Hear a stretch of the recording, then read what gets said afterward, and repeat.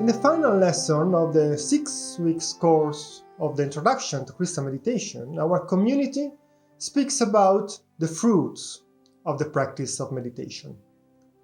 Not only the benefits of it, which we are very happy to welcome, of course, and these benefits can be, for example, a better health condition or a more capacity of concentration, but fruits are different. St. Paul talked about the fruits of the Spirit. His Holiness, the Dalai Lama, talks of having a good heart. Many different traditions, and all the most important religions, have this concept that through the right practice, we can cultivate the inner good that's at the heart of every human being. Our community encourages it through the Christian meditation. And I am personally convinced that the contemplative approach to photography can help in nurturing these fruits. Our longing for happiness finds some satisfaction when we are ready to build good relationships with nature, with ourselves, and with others. Compassion, kindness, forgiveness. Care for everything that is. These are the fruits of the Spirit. These are the qualities that make a contemplative photographer more than exceptional technical skills. Of course, we can combine these aspects in our photography. Then we can really be satisfied under multiple aspects. An example of a photographer that managed to excel in these two skills, human compassion and excellent photographic technique, is my fellow countrywoman, Tina Modotti. Tina Modotti. I suppose many of you hear this name for the first time. She was born in 1896 in Italy. She's from the same region I'm coming from. But soon after her birth, her family moved to the United States of America. My region was very poor at that time, and many immigrants left it to seek fortune in other countries.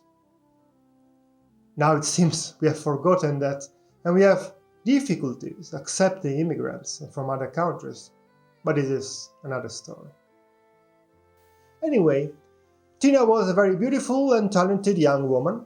She met Edward Weston in her youth, and he taught her photography.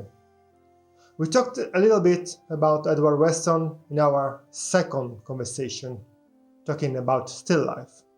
Do you remember the pepper? So they traveled together, and Tina managed to develop her own sensibility and her own style. At a certain point of her life, she moved to Mexico and met artists like Frida Kahlo, Diego de Rivera, and many others.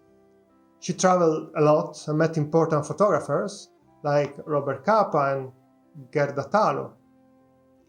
In that special environment, she developed a strong interest in social themes and problems, and joined the Communist Party. Very interestingly, her photographic works span only a few years, basically the years that she spent in Mexico. In those few years, though, she managed to create important works that had a great influence in the history of photography. Personally speaking, I like her sensitivity and her womanly view. The way that she looks at the world with firm courage and tactfulness, almost with tenderness. Let's have a look now at some of her portraits of people who were already famous and people who were just common people. Of course, here we can say that she portrays some of these common people in order to convey a particular message, a political message maybe. But she does it with a profound respect and a particular attention to the photographic beauty of her work.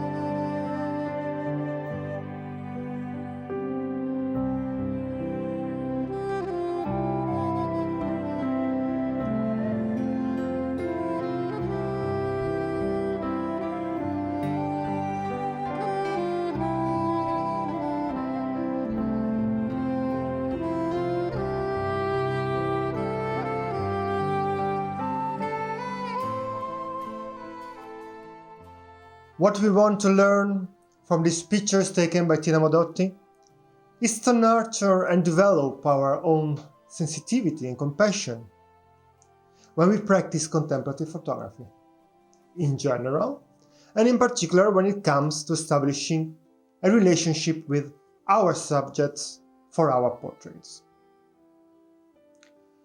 And this is something that certainly we don't really learn as a technique, but it is something that we cultivate and nurture, that comes from our heart.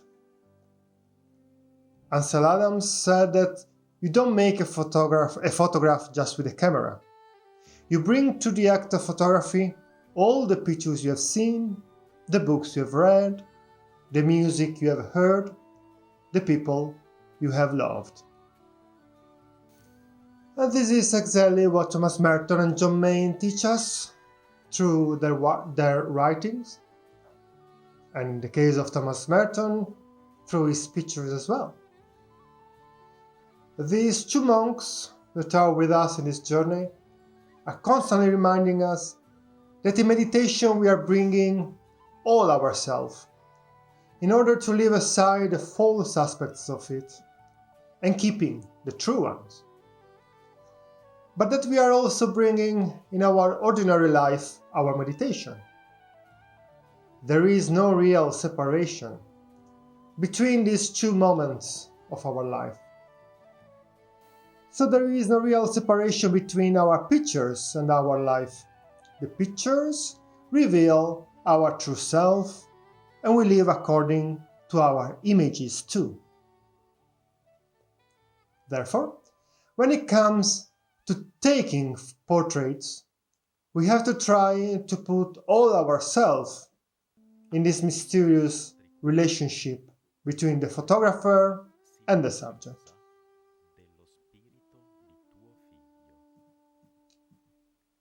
Our goal is to go beyond these two roles. There will be a magic moment when there won't be really any photographer or photographed, but just a loving collaboration. And this can be a revealing moment, and it will be great fun as well. contemplation is out of the question for anyone who does not try to cultivate compassion for other men. Let's have a look now at some of Thomas Merton's portraits guided by this quote that we just read. We can definitely see in his pictures all the love and compassion that drew him in taking pictures of his friends and visitors, but also of common people that he met in his travels. We will come back to this point, but in my mind, I imagine that Thomas Merton used his camera only after having created a bond, a genuine relationship with his subjects. I imagine that the atmosphere there was relaxed, that these people talked together about almost everything, and that at a certain point, our monk simply took his camera and asked permission to take some pictures of his friends, and they said, yes, why not?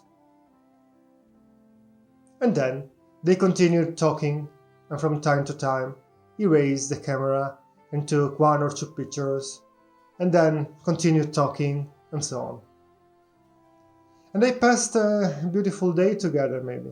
And at the end of the day, these pictures remained as a sign of their love and mutual compassion.